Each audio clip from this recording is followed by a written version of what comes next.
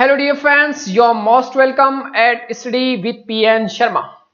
Dear friends, आज हम discussion करेंगे 2 जुलाई 2020 दैनिक जागरण। तो आज के दिन दैनिक जागरण में कौन कौन सी न्यूज है जो हमारे यूपीएससी एंड स्टेट पीसीएस के पॉइंट ऑफ व्यू से इंपॉर्टेंट है, उन सभी का हम डिस्कशन करेंगे।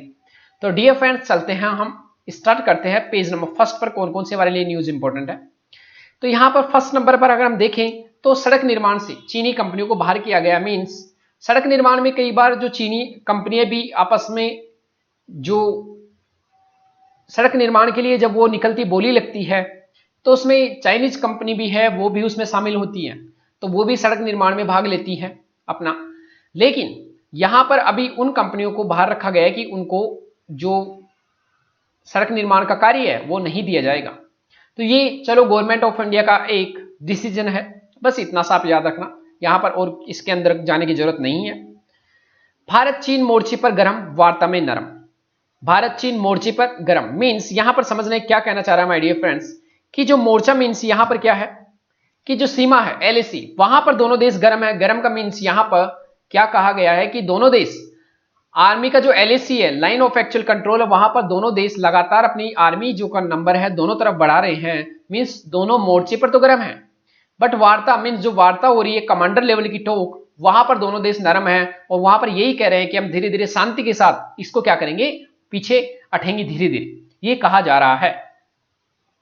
यहां पर अगेन सबसे जो इंपॉर्टेंट है कि सेना को पीछे हटने के अलावा कोई दूसरा विकल्प नहीं है, क्योंकि पहली जो बातचीत हुई थी यहां पर भारत चीन मोर्चे पर गरम एंड वार्ता में नरम, ये आपको समझ में आ गया होगा। पहले भी दोनों के बीच में बातचीत चली थी माय डियर फ्रेंड्स। 5 जून को बात हुई थी, हमने देखा था कमांडर लेवल की।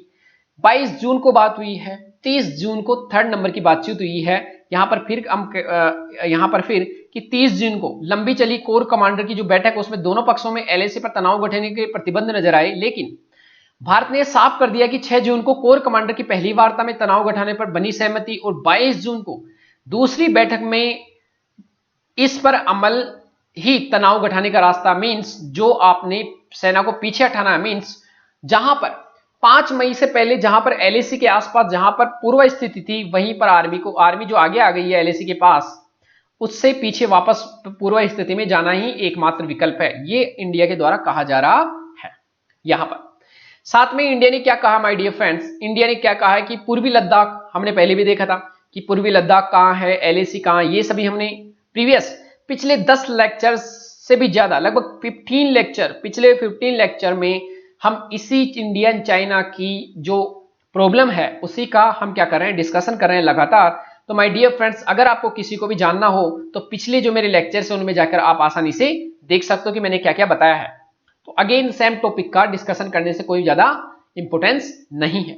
यहां पर याद रखना, यहां पर क्या है कि जो भारत है, भारत ने पहली बार अब हांगकांग जो है, हांगकांग, वहां पर चीन को घेरा है। हांगकांग में क्या हो रहा है आपको पता होगा, हांगकांग में एक नया सिक्योरिटी लॉ लागू किया गया है जिसके तहत अगर हांगकांग में कोई भी चाइना के विरुद्ध कोई एक्टिविटी होती है तो चाइना में ले जाकर उस पर मुकदमा चलाया जाएगा। और उसी को लेकर हांगकांग में क्या हो रहा है, काफी मात्रा में वहां पर विरोध प्रदर्शन होते हैं। उसी को लेकर इंडिया ने वहां कहा कि वहां पर भारतीय काफी मात्रा में रहते हैं और वो इस हालात पर नजर बनाए हुए हैं। मींस पहली बार हांगकांग का मुद्दे का समर्थन इंडिया भी कर रहा है, मींस इस मुद्दे को उठाया है। That's also important. साथ में इंटरनेशनल लेवल पर भी अगर हम बात करें, मोबाइल ऐप पर प्रतिबंध इंडिया लगाया है, तो उसके बाद इंडिया जो अमेरिका, उसने 5G कंपनियां जैसे हुआई, उसके बाद जेआरटी पर प्रतिबंध लगाया। वहीं यूरोप में भी चाइनीज जो कंपनियां, उन पर नई कंपनियों के खिलाफ नई सुगबुगाहट शुरू हुई है, मींस प्रतिबंध लग सकते हैं। तो ये सभी इंपॉर्टेंट पॉइंट्स थे। हमने देखा है LAC, line of actual control, जिसके ऊपर मैंने पहले भी आपको काफी बार डिस्कशन किया माय डियर फ्रेंड्स, पहले भी हमने काफी बार डिस्कशन किया है एलएसी को लेकर। तो अब इतना इंपॉर्टेंट नहीं रह जाता है, अब इतना इंपॉर्टेंट नहीं रह जाता। फिर भी आपके लिए एक बार मैं वापस वहां से चलता हूं कि हमने क्या क्या पहले डिस्कशन किए थे माय डियर फ्रेंड्स, ताकि आपको इजीली समझ में आ जाए सारा टॉपिक। यहां पर देखिए, यहां पर क्या कहा गया my dear friends, page number first पर, कि वार्ता जब हो रही है, सैन्य वार्ता जब होती है तब तो दोनों देश नरम हैं, लेकिन जो सीमा है, मोर्चा मतलब जहां पर सीमा है वहां पर दोनों देश क्या है, गरम है। मींस वहां पर तेजी से अपनी आर्मी का नंबर बढ़ा रहे हैं दोनों देश। और आपको कल की ही न्यूज है कि 20,000 सैनिक और बढ़ा लिए चाइना ने। तो कुल मिलाकर वार्ता यहां नरम दिख रही है, लेकिन मोर्चों पर दोनों देश गर्म है। अगर हम बात करें कि 5 जून को बात हुई थी, उसके बाद 9 जून को यहां ज्यादा कुछ जमावड़ा नहीं था चाइना का, लेकिन तेजी से जमावड़ा मीन्स यहां पर आर्मी के नंबर्स बढ़ा रहा चाइना। 16 जून की तस्वीर है, मीन्स तेजी से चाइना जो है 9 जून को यहां पर एलएसी के आसपास कोई एक्टिविटी नहीं थी। गलवान घाटी में तेजी से चाइना अपनी एक्टिविटी बढ़ा रहा है। यहां पर आप देखोगे कि ट्रक वगैरह यहां खड़े कर दिए हैं। अगेन अगर यहां देखें 9 जून को, तो यहां पर पानी था, यहां पानी गायब हो गया। यहां पर पानी पहले नहीं था, पानी का रास्ता इधर से यहां मोड़ दिया गया है। साथ में आने जाने का रास्ता नहीं था, यहां पर आने जाने का रास्ता बनाया। ट्रक खड़े हैं, ट्रक जा रहे हैं। अगेन ये चाइना ने किया। पूर्वी लद्दाख वाला एरिया यहां पर है। लद्दाख वाले एरिया में हमने देखा कि लद्दाख जो है यहां अक्साई चीन है। यहां पर जो लद्दाख है, पूर्वी लद्दाख, उसके पार्ट में यहां पर अक्साई चीन और लद्दाख के बीच में यहां पर है LAC, line of actual control. वहीं पर गलवान घाटी, हॉट स्प्रिंग और पेंगोंगसो लेक, ये जो पेंगोंगसो लेक है, यहां पर दोनों आर्मी क्या हुई है, भिड़ी हुई है। हमने ये भी देखा था कि Darbuk Shyok Daulat Beg Oldi road, Darbuk Shyok Daulat Beg Oldi road, Darbuk Shyok Daulat Beg Oldi road, ये हमने सियोक रिवर के आसपास बना लिया है, लगभग सियोक रिवर। और हमने ये भी बात की थी पिछले लेक्चर्स में कि एलएसी के पास, एलएसी के यहीं पर जब जो नदी गलवान रिवर जो काराकोरम रेंज से निकलकर कहां मिल जाती है, सियोक रिवर में, वहां पर जिस जगह गलवान रिवर एलएसी को क्रॉस करती है, वहीं पर 15 जून को रात को क्या हुआ था, हिंसक झड़प हुई थी जिसमें दोनों देश के सैनिक मारे गए थे। यहां पर एलएसी, यहां पर तेजी से किस प्रकार से चाइना गलवान घाटी में अपने नंबर्स बढ़ा रहा है, ये सैटेलाइट की इमेजेस है, ये भी हमने देखा। यहां पर हमने देखा था कि लेह में एक गलवान घाटी, एक हॉट स्प्रिंग और एक पेंगोंगसो लेक, यहां पर 3 जगह दोनों आर्मी क्या हुई है, आमने सामने है। अक्साई चीन वाला एरिया, यहां पर सिंजियांग तिब्बत रोड गुजर रही है। यहां पर जो पीओके, यहां से चाइना पाकिस्तान इकोनॉमिक कॉरिडोर गुजर रहा है। इन दोनों को लेकर हमारा जो यहां पर जो सियाचिन ग्लेशियर यहां हमारा पार्ट है, और हमने लेह से यहां सड़क बना ली है, तो अब यहां ऊंचाई से हमको लाभ मिलता है। हम इन दोनों को कभी भी तहस नहस कर सकते हैं युद्ध में।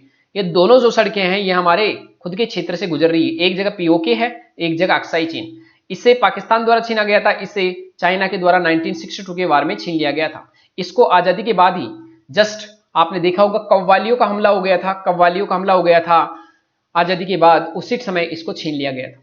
तो ये सभी पेनमैन पॉइंट्स हमने प्रीवियस लेक्चर्स में भी देखा था कि गलवान वैली कहां पर है, हॉट स्प्रिंग कहां है, पेंगोंगसो लेक कहां है। गलवान वैली, पूरी गलवान वैली पर दावा किया जा रहा है किसके द्वारा, चाइना के द्वारा। यहां पर ये पूरा गलवान वैली एलएसी के पास जहां पर चाइना के द्वारा दावा किया जा रहा है। और एलएसी को क्रॉस करके चाइना आर्मी जो एलओसी का जो पार्ट है, पेट्रोलिंग पार्ट इंडिया का, वहां पर आ गई है। तो ये सभी इंपॉर्टेंट पॉइंट है जो हमने प्रीवियस लेक्चर्स में डिस्कस किए थे my dear friends. I hope you got what I am saying. तो यहां पर आप सभी को समझ में आएगा कि मैं क्या कहना चाह रहा हूं my dear friends. Previous lectures में आपने वो सब समझ लिया होगा। तो डियर फ्रेंड्स चलते हैं नेक्स्ट पेज पर। पेज नंबर 2 पर कोई काम की न्यूज नहीं है माय डियर फ्रेंड्स, कोई काम की नहीं है। यहां पर चलते हैं पेज नंबर 3। मध्य प्रदेश मंत्रिमंडल हमारे कोई काम का नहीं है, यहां पर थोड़ा काम का है, आप थोड़ा सा याद रखना। This is important, political news है, दैट्स इंपॉर्टेंट। यहां पर एक तो ये याद रखना आप थोड़ा सा, जब आप पॉलिटी में राज्यपाल पढ़ोगे तो एक याद रखना कि एक राज्यपाल किसी देश का, मीन्स एक राज्य का एक राज्यपाल अन्य देश के राज्यपाल के रूप में भी वो शपथ ले सकता है साथ में, मीन्स उसको कार्यभार दिया जा सकता है। मीन्स क्या एक राज्यपाल एक से ज्यादा राज्य का हो सकता है? यस, एक से ज्यादा राज्यपाल, मतलब एक से ज्यादा राज्यों का भी कोई राज्यपाल नियुक्त किया जा सकता है। तो याद रखना, ये अतिरिक्त प्रभार दिया जा सकता है। यहां पर अगस्त के आखिरी हफ्ते में शुरू हो सकता है संसद का मानसून सत्र। यहां पर याद रखना, संसद में 3 सत्र होते हैं, एक बजट सत्र, एक मानसून सत्र, एक विंटर सेशन। मीन्स यहां पर 3 सत्र होते हैं संसद में, एक बजट सत्र, एक मानसून सत्र और एक सर्द ऋतु में, उसे बोलते हैं विंटर सेशन। तो 3 सत्र होते हैं। यहां पर एक जो आप जब पॉलिटी में पढ़ोगे, संसद, पार्लियामेंट, वहां पर आप ये पढ़ोगे कि संसद का जब भी सत्र बुलाना रहता है पहली बार, तो वो बुलाता है कौन? राष्ट्रपति। लेकिन संसद का सत्र को अगर स्थगन करना रहता है तो वो कौन करता है? लोकसभा स्पीकर, और राज्यसभा में राज्यसभा का चेयरमैन। जबकि अगर परमानेंट अगर उस सत्र को खत्म करना रहे अगेन, तो फिर राष्ट्रपति। तो सत्र को बुलाना और खत्म करना राष्ट्रपति, जबकि उसका स्थगन मीन्स अगर संसद 2-4 महीने तक चल रहा है, 3 महीने तक चल रहा है, 2 महीने तक चल रहा है, तो बीच बीच में 2 दिन के बाद संसद स्थगित हो जाती है, 1 दिन के लिए, 2 दिन के लिए, तो वो काम कौन करता है? जो अध्यक्ष होगा उस पर्टिकुलर संसद का, वो। तो ये सभी इंपॉर्टेंट याद रखना कि दो हमारे यहाँ 3 सत्र चलते हैं और यह भी कहा गया है कि संसद में मिनिमम 2 सत्रों के बीच में जो टाइम पीरियड है वो 6 महीने है। मींस मिनिमम 2 सत्र तो चलने चाहिए हमारे इंडिया में संसद में। मींस 2 सत्रों के बीच में मैक्सिमम जो टाइम पीरियड है वो 6 महीने है। अगर 6 महीने रहेगा तो दो पूरे साल में 2 तो हो ही जाएंगे। तो ये हमें याद रखना है माय डियर फ्रेंड्स। चलिए नेक्स्ट, तो ये आप थोड़ा थोड़ा पॉइंट्स को जोड़ते रहना ताकि आपको पॉलिटी में इजी रहे। यहां पर एक इंपॉर्टेंट कि प्रधानमंत्री गरीब कल्याण योजना के तहत प्रधानमंत्री गरीब अन्न योजना स्टार्ट कर दी गवर्नमेंट ऑफ इंडिया के द्वारा। उसी के तहत अब नवंबर तक उसको बढ़ा दिया गया। लेकिन यहां पर क्या हो रहा है कि कई राज्य जो ये मुफ्त का अनाज बांटने में कोताही बरत रहे हैं, मींस इस योजना को सही से क्रियान्वयन नहीं कर रहे हैं। That's important. तो हमारे यहाँ योजनाएं तो बहुत आती है लेकिन उसका इंप्लीमेंटेशन यहां पर प्रॉब्लम हो रहा है माय डियर फ्रेंड्स। इंप्लीमेंटेशन में प्रॉब्लम हो रहा है, यही हमारे लिए याद रखना है। अगेन आप सभी के लिए एक इंपॉर्टेंट इंफॉर्मेशन यहां पर कि यूपीएससी सिविल सर्विसेज जो एग्जाम है उसका प्रारंभिक परीक्षा का केंद्र आप बदल सकते हो और इसके लिए फिक्स किया गया है 7 से 13 जुलाई और 20 से 24 जुलाई के बीच में 2 चरणों में आपको ये सुविधा उपलब्ध करवाई जाएगी और यहां पर शाम 6 बजे तक ये पूरा चलेगा डेली।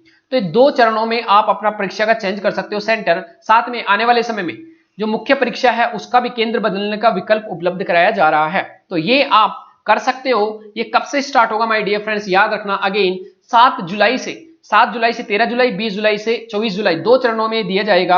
आप अपना सेंटर बदल सकते हो। तो डियर फ्रेंड्स इसका याद रखना, that's very important. Corona virus की वजह से सेंटर बदलने का मौका दिया जा रहा है किसके द्वारा, यूपीएससी के द्वारा। That's important. अगेन चलते हैं पेज नंबर 5।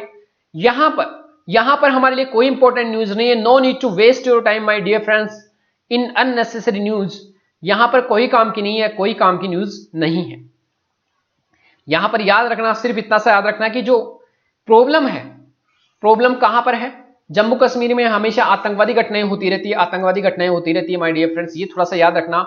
और इन आतंकवादी घटनाओं के पीछे इतना सा भी याद रखना कि ये जो आतंकवादी है, इन आतंकवादी प्रशिक्षण कहां मिलता है, पाकिस्तान में। तो ये थोड़ा सा हमारे लिए प्रॉब्लम है कि पाकिस्तान हमारे लिए किस तरीके से जो सेपरेटिस्ट एक्टिविटीज है, अलगाववादी गतिविधियां कहां, जम्मू कश्मीर में, उनको भड़काता है। चालबाज चीन, अगेन वही टिकटॉक की जगह इस्तेमाल करे ये भारतीय एप्स, प्रतिबंधित चीनी एप्स के ये विकल्प। तो एक बार इसको आप देख लेना। अगर ये ऐप अगर आप यूज करते हो, अगर मैं आपको दिखा देता हूं एक बार जूम करके इसको, तो यहां पर ये अगर आप ऐप यूज करते हो तो इनकी जगह आप ये वाले ऐप यूज कर सकते हो माय डियर फ्रेंड्स। यहां पर वीचैट, वीचैट, इसकी जगह आप फेसबुक, इंस्टाग्राम, ये सभी एप्स की लिस्ट है पूरा, जिनको आप यूटिलाइज कर सकते हो अपने लिए। तो बस इतना सा ही आपको याद रखना है। अब चलिए, क्या किया है चीन ने पूर्वी लद्दाख में एलएसी पर तैनात किए 20,000 और फौजी। तो यहां 20,000 और बढ़ रहे हैं। तो अभी हमने फर्स्ट नंबर का जो पेज था वहां देखा था कि जब बातचीत हो रही है तो दोनों के बीच में क्या है, नरम है दोनों, लेकिन जो सीमा है वहां पर दोनों देश अपनी सीमाओं को लगातार बढ़ा रहे हैं। तो ये इंपॉर्टेंट है। यहां पर वैश्विक सिकंजा, बस इतना सा याद रखना है कि जो अमेरिका है उसने 5G टेक्निक देने वाली चीनी कंपनी हुवाई उस पर अपना प्रतिबंध लगा दिया है। तो ये पहले से भी चल रहा था, ऐसा नहीं कि अभी हुआ है, ये पहले से अमेरिका चल रहा था, पहले से अमेरिका का और चाइना का पहले से प्रॉब्लम चल रहा है। साथ में भारत ने पहली बार अब हांगकांग पर चाइना को घेरा है। That's also important. बस इतना सा पॉइंट याद रखना। क्या हो सकता है इसका एग्जांपल कि इंडिया को भी चाइना के विरुद्ध जो प्लेटफॉर्म्स मिलते हैं, जो उसकी बुराई के प्लेटफॉर्म्स मिलते हैं, जो मुद्दे हैं उसके इंटरनेशनल लेवल के, उनमें सपोर्ट उनमें वर्ल्ड का सपोर्ट करना चाहिए ताकि इसके ऊपर, चाइना के ऊपर एक प्रेशर बने माय डियर फ्रेंड्स। अगेन यहां पर चलते हैं। देश ने उठाया दुरुस्त कदम, हमने कल ही पढ़ा था, बस उससे संबंधित है कि चीनी एप्स पर प्रतिबंध लगा दिया कि साथ चाइना की 59 चीनी एप्स पे उन पर प्रतिबंध लगा दिया गया है। लेकिन माय डियर फ्रेंड्स यहां पर इन्होंने जो बातें लिखी है आप एक बार पढ़ के छोड़ देना, दैट्स नॉट इंपॉर्टेंट। यहां पर क्या याद रखोगे कि these are not the final solution to counter the China's foreign policy और स्पेशली डोमेस्टिक पॉलिसी। चाहे उसकी फॉरेन पॉलिसी हो चाहे डोमेस्टिक पॉलिसी हो, जिसमें दोनों में वो चाइना को क्या करना चाहता है, अपने आप को वर्ल्ड लेवल पर या फिर डोमेस्टिक लेवल पर बढ़ाना चाहता है चाइना। दोनों लेवल पर हमारे ये जो कदम है वो पूरी तरह सफल नहीं हो सकते। मींस जब तक हम खुद के ये सभी जो ऐप हैं वो आज हमने प्रतिबंध लगा दिया, थोड़े दिनों बाद वापस चालू कर देंगे माय डियर फ्रेंड्स, परमानेंट तो लगा नहीं सकते। तो यहां पर हम जब तक सफल नहीं होंगे माय डियर फ्रेंड्स, जब तक हम खुद के ऐप्स, खुद के ऐप हम डेवलप नहीं करेंगे, तब तक ये प्रॉब्लम चलती रहेगी। इसलिए गवर्नमेंट ऑफ इंडिया को करना क्या चाहिए my dear friend, government of India को करना क्या चाहिए कि खुद के ऐप जो है वो हमें बनाने चाहिए, तब जाकर यहाँ फाइनल।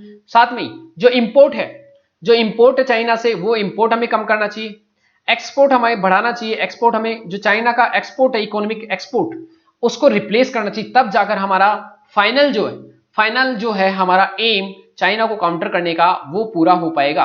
तो यहां से ये सभी पॉइंट्स जो है वो आप याद रखना, दैट्स इंपॉर्टेंट।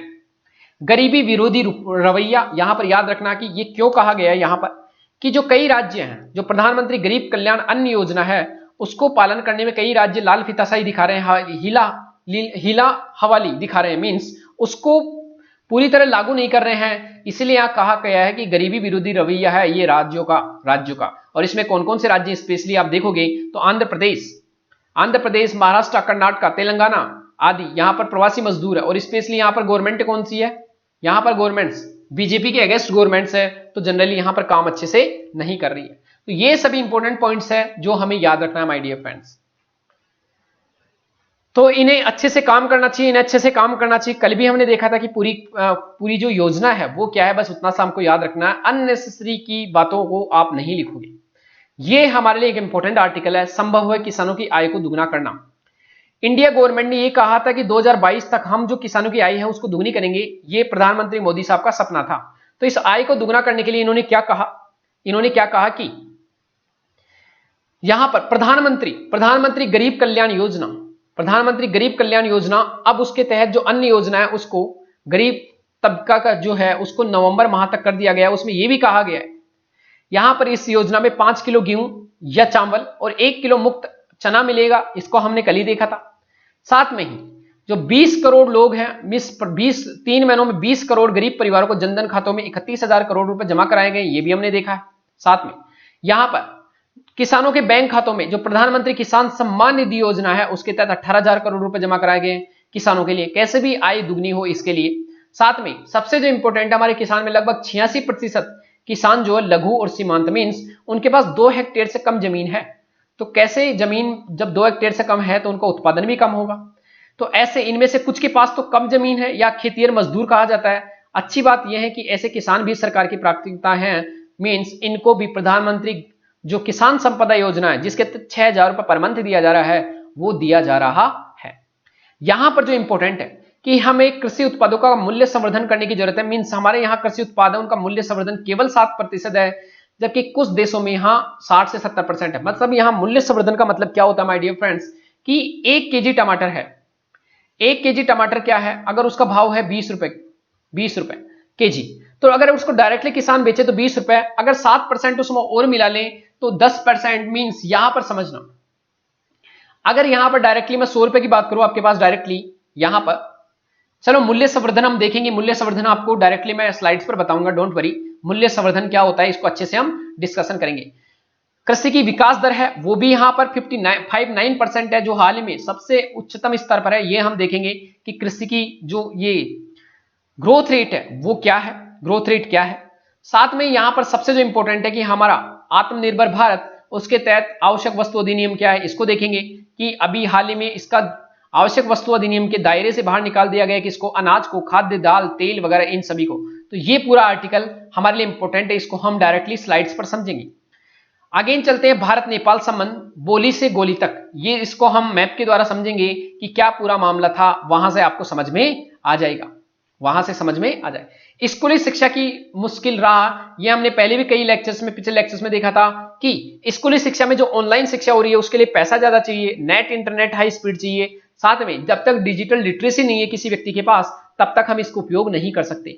वो सभी के बारे में हम प्रीवियस लेक्चर्स में बात किए थे। एनबीएफसी क्या होता है ये हमारे लिए इंपॉर्टेंट है, यहां पर एनबीएफसी, तो वो समझेंगे, एनबीएफसी इंपॉर्टेंट है यहां पर। और हमारे लिए इंपॉर्टेंट नहीं है हाइड्रोक्सीक्लोरोक्विन, ये एंटी मलेरियल ड्रग है जिसको हम किसके लिए उपयोग कर रहे हैं, कोरोना वायरस को ठीक करने के लिए, इतना सा याद रखना, हाइड्रोक्सीक्लोरोक्विन। और यहां पर हांगकांग की नेता ने क्या किया है, जो सुरक्षा कानून है उसको आवश्यक बताया है, आवश्यक बताया। सुरक्षा कानून हमने पहले देखा कि अब चाइना के विरुद्ध हांगकांग में कोई भी गलत गतिविधियां होती है तो उसको चाइना में ले जाकर उस पर मुकदमा चलाया जाएगा। मींस कुल मिलाकर हांगकांग पर चाइना का और ज्यादा हस्तक्षेप हो गया है, हस्तक्षेप हो गया है। जबकि 2048 तक ये कहा गया था कि लगभग जो 20 साल है, सॉरी, जो लगभग यहां पर 50-100 साल है, तब तक वहां पर ज्यादातर जो भी प्रॉब्लम्स है उनको काउंटर किया जाएगा। जो एक स्वतंत्रता है उसको बरकरार रखा जाएगा। कहां पर? हांगकांग में। तो ये थोड़ा सा याद रखना कि हांगकांग जो था, हांगकांग को काफी दिनों तक स्वतंत्रता के लिए कहा गया था, मिनिमम 50 साल के लिए कहा गया था कि 50 साल तक, मिनिमम 50 साल तक हम आपको स्वतंत्रता देकर रखेंगे कि वहां पर जो चाइना के लॉ है वो लागू नहीं होंगे। लेकिन अब चाइना उस पर, जो हांगकांग है, जो ब्रिटिश सरकार के द्वारा चाइना को सौंपा गया था, जहां पर लगभग 150 साल तक औपनिवेशिक राज रहा था किसका? ब्रिटेन का, हांगकांग पर। तो इसी शर्त के साथ सौंपा गया था कि आप एक देश में दो व्यवस्था बनाकर रखोगे। मींस चाइना में जो लॉ है आपने टाइट कर रखे हैं, वो लॉ हांगकांग पर लागू नहीं होंगे। लेकिन अब जो लॉ बना रही है गवर्नमेंट ऑफ चाइना, वो क्या बना रही है? टाइट लॉ बना रही है। मींस जो स्वतंत्रता है लोगों की हांगकांग में, उनको छीन रही है। तो ये सभी आपके इंपॉर्टेंट पॉइंट्स हैं जो आपको याद रखना है। यहां पर पेज नंबर 13 पर कोई काम की न्यूज नहीं है, पेज नंबर 14 पर भी कोई काम की न्यूज नहीं माय डियर फ्रेंड्स। अब चलते हैं हम डायरेक्टली जो स्लाइड्स पर हम समझेंगे इंपॉर्टेंट टॉपिक्स, वो हमारे लिए इंपॉर्टेंट है। चलिए, यहां पर पहला टॉपिक माय डियर फ्रेंड्स यहां क्या है कि आज अगेन इंडिया एंड नेपाल के बीच में आया है। इंडिया एंड नेपाल के बीच में एक एडिटोरियल आया जिसमें यह कहा गया है कि बोली से लेकर गोली तक। मींस हम क्या करते हैं, चाइना के जो नेपाल है उसके साथ हमारे संबंध काफी अच्छे हैं, लेकिन हाल ही में केपी शर्मा जो गवर्नमेंट है वो कम्युनिस्ट पार्टी है, मींस मार्क्सवादी पार्टी है माय डियर फ्रेंड्स, साम्यवादी पार्टी है, कम्युनिस्ट पार्टी है। इसलिए कम्युनिस्ट पार्टी होने के कारण उसका झुकाव चाइना की तरफ ज्यादा है, और साथ में वो छद्म जो नेशनलवाद है, छद्म जो राष्ट्रवाद है, उसको बढ़ावा दे रहा है और इंडिया के विरुद्ध वहां के लोगों की भावनाओं को भड़काकर वोट बैंक तैयार कर रहा है। अब इस कहानी की पूरी स्टार्ट कहां हुई थी, हमने पहले भी डिस्कशन किया था कि यहां पर है इंडिया, यहां पर नेपाल और यहां पर भूटान। यहां पर जो नाथुला दर्रा है सिक्किम का, वहां से निकलकर हम कहां जाते थे my dear friends? Kailash Mansarovar यात्रा के लिए। लेकिन हुआ क्या हाल ही में कि हमने कैलाश मानसरोवर यात्रा जाने के लिए कालापानी जो रीजन है, यहां पर कालापानी रीजन, इससे होते हुए हमने उत्तराखंड, अभी प्रेजेंट में कालापानी रीजन हमारे उत्तराखंड का पिथौरागढ़ डिस्ट्रिक्ट में है। यहां से होते हुए हम कहां चले गए? कैलाश मानसरोवर यात्रा के लिए। 8 मई को हमने एक सड़क का निर्माण किया कैलाश मानसरोवर यात्रा के जाने के लिए। यहां से जो नेपाल का धारचूला डिस्ट्रिक्ट है उसके पास से हमने कालापानी रीजन से होते हुए हम कहां चले गए? तिब्बत, मींस कैलाश मानसरोवर।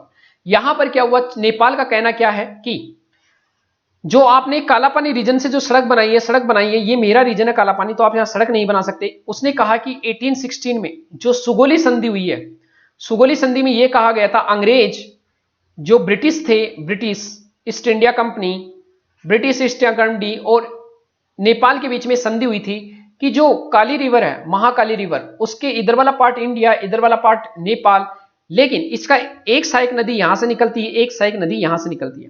तो पहले सहायक नदी, इसको ही केवल ओरिजिन माना जाता है किसका? महाकाली रिवर का। इसी के अनुसार ये जो पूरा पार्ट है अभी इंडिया का है और ये वाला पार्ट चाइना का, लेकिन नेपाल का। लेकिन नेपाल का कहना है कि हम यहां से ओरिजिन मानते हैं किसका? महाकाली रिवर का। और इसलिए ये जो पूरा एरिया है कालापानी वो मेरा है, लिपुलेख पास मेरा है और लिम्पी यदुरा भी मेरा है, लिम्पी यदुरा।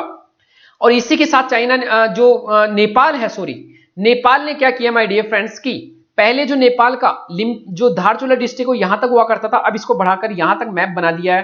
3 एरिया, लिम्पी यदुरा, कालापानी और लिपुलेख पास, इन तीनों को अपने मैप में दिखा दिया। इसी को लेकर दोनों देश के बीच में मतभेद भी हुए हैं और ज्यादा इंडिया ने कुछ नहीं बोला, लेकिन चाइना जो नेपाल है वो बार बार बोलता रहता है कि जो इंडियन गवर्नमेंट है वो बातचीत में भागीदारी नहीं कर रही, इंडियन गवर्नमेंट ने आज तक हमारे क्षेत्र को हड़प कर रखा है। ये सभी बातें केपी शर्मा ओली गवर्नमेंट के द्वारा बोली जा रही है। केपी शर्मा गवर्नमेंट ने कुछ दिनों पर यह भी कहा कि गवर्नमेंट ऑफ इंडिया मुझे हटाने का कई तरह के प्रावधान कर रही है, अंदर मीटिंग्स कर रही है। तो ये सभी, लेकिन हमारे लिए रोटी बेटी का संबंध किसके साथ? नेपाल के साथ। और हमारा पीपल टू पीपल कनेक्ट को बढ़ाएं, people to people content and government to people content को बढ़ाए, क्योंकि गवर्नमेंट कंटेंट अभी थोड़ा रुका हुआ है, तो इन दोनों को हम बढ़ावा दें। मींस लोग आपस में, चाइना और इंडिया के लोग आपस में अपने संबंधों को और बेहतर बनाए। गवर्नमेंट जो इंडिया की, उसको चाइना के लोगों को अपने क्या नाम से, जो हम कह सकते हैं विश्वास, उसमें बनाकर रखना है। तो ये हमारे लिए इंपॉर्टेंट है। आगे जो हमारे लिए एक इंपॉर्टेंट पॉइंट था माय डियर फ्रेंड्स, वो क्या है? Essential commodity act. Essential commodity act, तो हमने क्या किया माय डियर फ्रेंड्स, हमारा एक प्लान है गवर्नमेंट ऑफ इंडिया का कि हम दुगनी करेंगे 2022 तक किसानों की आय को। उसी के तहत हमने एसेंशियल आवश्यक वस्तु अधिनियम में हमने क्या किया कि जो अनाज है, अनाज, दालें, उसके बाद प्याज, आलू, जो इडिबल ऑयल है मीन्स खाद्य तेल है, और खाद्य तेल के साथ जो इडिबल सीड्स है, जो खाद्य बीज है मीन्स तेलीय बीज, इन सभी 6 जो क्रॉप हैं, इन सभी को हमने क्या किया है, एसेंशियल कमोडिटी एक्ट मीन्स आवश्यक वस्तु अधिनियम 1955 से बाहर कर दिया है। अब क्या होगा कि इन पर जो पहले स्टॉक लिमिट थी मीन्स इनके भंडारण पर जो रोक लगी हुई थी, अब रोक नहीं लगेगी। अब कोई व्यापारी, कोई भी एक्सपोर्टर मीन्स जो निर्यात करता है, वो कितनी भी मात्रा में क्या कर सकता है, भंडारण कर सकता है। तो ये थोड़ा सा याद रखना माय डियर फ्रेंड्स, भंडारण कर सकता है, दैट्स इंपॉर्टेंट। तो एसेंशियल कमोडिटी एक्ट 1995, यहां पर भंडारण स्टॉक लिमिट हट गई है, so that is very important news. इससे क्या होगा, किसान को भी फायदा होगा। अब किसान का माल जो है कोई एक व्यक्ति भी खरीद सकता है, क्योंकि अभी स्टॉक लिमिट नहीं रहेगी। दूसरा, जो व्यापारी हैं उनको भी अभी स्टॉक लिमिट नहीं रहेगी, तो कितना भी माल खरीद सकते हैं, विदेश में एक्सपोर्ट भी कर सकते हैं, तो अब टेंशन नहीं है। इसलिए किसानों का आय बढ़ने का चांसेज है। अगेन जो यहां पर एक इंपॉर्टेंट कहा गया कि किसानों की आय को बढ़ाने के लिए हम क्या करना चाहिए, मेरे को लगभग वहां आईसीआर ने कहा, आईसीआर कि कई हजारों करोड़ का जो नुकसान हो जाता है किसानों को हर साल, कटिंग के समय उनकी वेजिटेबल खराब हो सकती है। इसके लिए जो भंडारण है, जो शीत भंडारण है, वो बढ़ाया जाए मींस कोल्ड स्टोरेज। और उसके लिए गवर्नमेंट ऑफ इंडिया एक प्लान भी लेकर आई है, प्रधानमंत्री किसान संपदा योजना। ये 2016 की योजना है जो लेकर आई थी गवर्नमेंट ऑफ इंडिया। इसके तहत क्या था कि कोल्ड स्टोरेज बनाए जाएंगे पूरे इंडिया में, कोल्ड स्टोरेज। साथ में ही जो खाद्य प्रसंस्करण उसको भी बढ़ाया जाएगा। खाद्य प्रसंस्करण क्या होता है माय डियर फ्रेंड्स, अगर कोई टोमेटो है, अगर यहां टोमेटो है 1 केजी टोमेटो है, मैं इसको डायरेक्टली बाजार में बेचता हूं तो 20 रुपए केजी बिक जाएगा। लेकिन अगर मैं इसका सॉस बनाता हूं, 1 केजी टोमेटो का सॉस बनाते हैं, तो ये लगभग 100 रुपए का बिकेगा। तो ये क्या हो गया, खाद्य प्रसंस्करण। और इसी को बोलते हैं value addition, gross value addition. इसी को क्या बोलते हैं, ग्रोस वैल्यू एडिशन, या इसको वैल्यू एडिशन भी क्या बोलते हैं। मूल्य संवर्धन में क्या होता है कि अगर कोई वस्तु अगर 1 केजी टमाटर की बात करें तो जनरली 20 रुपए केजी बिकेगा। नॉर्मल हम सामान्य टाइम देख रहे हैं, अगर उसका सॉस बना देते हैं तो 100 रुपए अगर बिक रहा है, तो यहां पर 120 की जगह हमने 100 रुपए मूल्य कर दिया, मीन्स 80 रुपए का हमने क्या कर दिया, इसमें वैल्यू एडिशन मीन्स इसका मूल्य संवर्धित कर दिया। तो इसलिए मूल्य संवर्धन किसी भी वस्तु का जितना ज्यादा होता है उसकी कीमत उतनी बढ़ जाती है और उससे सभी को फायदा होता है। इसलिए यह कहा गया कि एग्रीकल्चर सेक्टर में हमारी जितने भी जो वस्तुएं बनती है मीन्स उत्पादित होती है एग्रीकल्चर वस्तुएं, उनका हम वैल्यू एडिशन केवल 6 से 7% करते हैं, जबकि बाहर की देश 60 से 70% वैल्यू एडिशन करते हैं। मींस आप सोच सकते हो कि 100 रुपए की अगर कोई वस्तु है तो विदेश में 160 रुपए 170 रुपए की उसको कर दिया जाता है, मींस बढ़ा दिया जाता है उसकी वैल्यू। जबकि इंडिया में अगर 100 रुपए की वस्तु है तो केवल 6% मींस 6 से 7% वस्तु, मींस अगर 100 वस्तुएं 100 केजी अगर टमाटर हो रहा है तो केवल 6 से 7% टमाटर का ही वैल्यू एडिशन कर रहे हैं। जबकि बाहर के देशों में कितना कर रहे हैं, अगर 100 केजी टमाटर हो रहा है तो अमेरिका में 60 से 70% टमाटर का पहले क्या होगा, वैल्यू एडिशन मींस सॉस बनेगी तब जाकर उसको खाते हैं। वैल्यू एडिशन का हमारे इंडिया में कम स्कोप है और इसका सबसे बड़ा रीजन है कि लोग वैल्यू एडिशन जो हुआ सामान रहता है उसको खाते नहीं, उसको गलत मानते हैं, लेकिन ऐसा नहीं है। इसलिए अवेयरनेस फैलाना जो जरूरी है, एडवर्टाइजमेंट करना जरूरी है, साथ में क्वालिटी जो है, क्वालिटी को लेकर जो लोगों को प्रॉब्लम है उस क्वालिटी को सोल्यूशन किया जाए और पैकेजिंग बेहतर किया जाए ताकि वो खराब नहीं हो जल्दी से। क्योंकि हम देखते हैं कि जनरली जो सामान लेकर आते हैं दूध वगैरह या दही, इन सभी को वैल्यू एडिशन तो रहता है लेकिन 1-2 दिन में खराब हो जाता है, इसलिए ज्यादा लोग खरीदते नहीं है। अगर सोचिए एक दूध का पैकेट अगर 10 दिन चल जाए तो लोग वो वैल्यू एडिशन ज्यादा हो गया, मीन्स उसका लोग ज्यादा समय तक स्टोर करके रख पाएंगे। जैसे अगर बात करोगे तो अमूल की लस्सी आती है माय डियर फ्रेंड्स, अमूल की लस्सी उसको 6 मंथ तक हम रख सकते हैं, 6 मंथ तक, तो ये ज्यादा बेटर है। कोई भी दुकानदार उसको अच्छे से रखेगा, कोई भी व्यक्ति घर पर लाकर बहुत दिनों तक रख सकता है। तो जितना ज्यादा हम वैल्यू एडिशन करेंगे पदार्थ का उतना ही ज्यादा हमको फायदा होगा।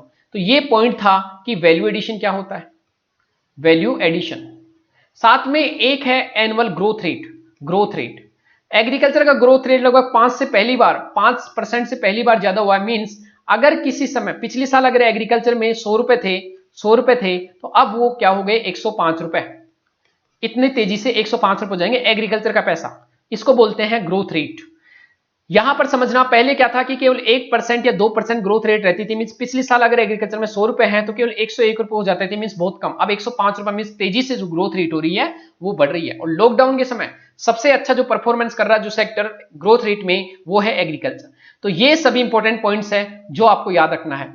आत्मनिर्भर भारत, आत्मनिर्भर भारत में मैंने पहले भी बताया था कि इसमें क्या क्या होना चाहिए माय डियर फ्रेंड्स। हमें ईज ऑफ डूइंग बिजनेस, इसको बेहतर करना चाहिए, इसको बेहतर करना चाहिए। हमें रिफॉर्म्स करने चाहिए, रिफॉर्म्स जिसमें मैंने बताया था कि लैंड रिफॉर्म्स में क्या करना चाहिए, लेबर रिफॉर्म्स में क्या करना चाहिए, कैपिटल रिफॉर्म्स में क्या करना चाहिए, ताकि सस्ता लोन मिले, इन्वेस्टमेंट हो।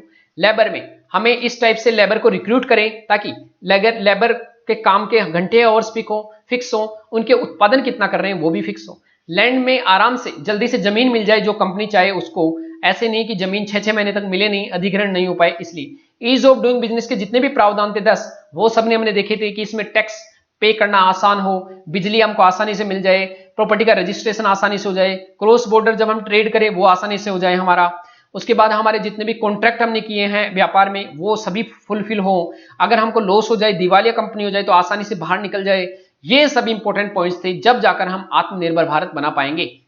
तो ये सभी इंपॉर्टेंट पॉइंट्स थे जो आपको याद रखना है माय डियर फ्रेंड्स, जो आपको याद रखना है।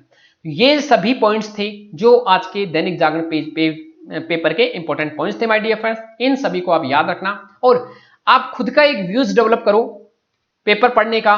साथ साथ में ऐसा नहीं है कि मेरा डिस्कशन हो गया उसके बाद आपका पेपर पढ़ना और हो गया, ऐसा नहीं है।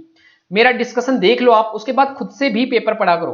खुद से पेपर पढ़ने के बाद हमारा क्लैरिटी आ जाती है सब्जेक्ट्स को लेकर, क्लैरिटी। तो ये थोड़ा सा आपको याद रखना है। तो dear friends, thank you very much for today's Dainik Jagran analysis. Thank you very much. अगर आपको पसंद आता है तो लाइक करें माय डियर फ्रेंड्स, और कोई भी आपको प्रॉब्लम आए तो आप क्या कर सकते हो, कमेंट कर सकते हो। और फ्यूचर में आने वाले समय में आपके लिए मैं सोच रहा हूं कि मैपिंग की जो क्लासेज है, मैपिंग की क्लासेज वो हम लेकर आएंगे, जिसमें पूरे वर्ल्ड का और इंडिया का मैप हम कंप्लीट करें, ताकि हमें कोई भी जो पर्टिकुलर टॉपिक्स रहते हैं जो मैप के थ्रू अच्छे समझ में आते हैं, ताकि हम उसको अभी से यूटिलाइज करना स्टार्ट करते हैं। तो मैपिंग की क्लास हम स्टार्ट करेंगे।